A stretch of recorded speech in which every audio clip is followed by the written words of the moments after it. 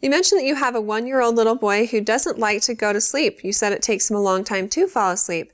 And this can be pretty normal, but there are a few things that you could try and see if it makes a difference for you. First of all, develop some sort of sleep routine that clues him into the fact that it's going to be bedtime.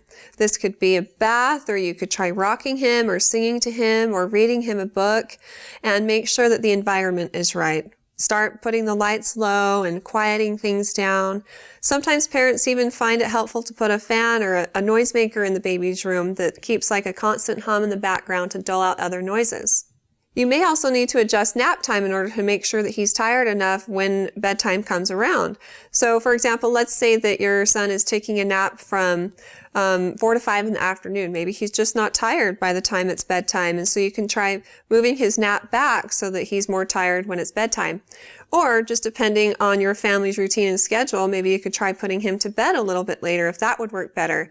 But either way, if you're trying to adjust nap time or bedtime, do it in 15-minute increments and slowly adjust it to the time that you need him to be at. So let's say you normally put him to bed at 9, but you want it to be 8:30.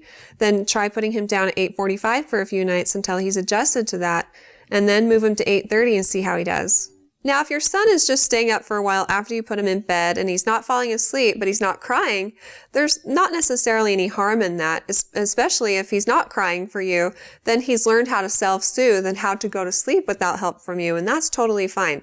As long as he's getting the sleep he needs through the night and he's happy during the day, then all is well. But if you find that when you put him down, he's crying a lot for you, or he wakes up during the night and is looking for comfort from you, then there's a couple of things you can try to teach him how to self-soothe.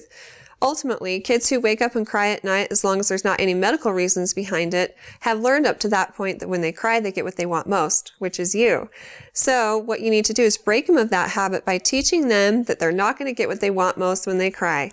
And so you're basically weaning them from you. And you can go about this one of two ways. First of all, you can just let your son cry it out. If he wakes up and starts crying, you can just let him cry as long as you're sure that he's, fed, changed, loved, and happy, and he's not in any immediate need or danger.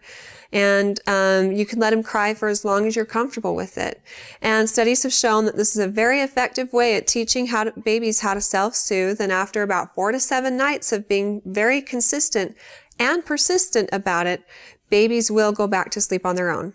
If this seems a little harsh for you, though, you can try a more graduated approach, where when he starts to cry, you wait about 5 minutes or so, and then you go in and reassure him that you're there by gently touching his tummy, but then turning right back out of the room and walking out. So keep everything very neutral. Keep your contact with him both physically and as far as talking with him very neutral. So limit what you say to him. Don't pick him up. Don't turn on the lights. Just turn around and walk right back out. And if he continues to cry, slowly increase the amount of time you wait before responding to him again. So the first time, if you waited 5 minutes, the next time wait 10, and the next time 15 or 20, and then the next time 30, and so on.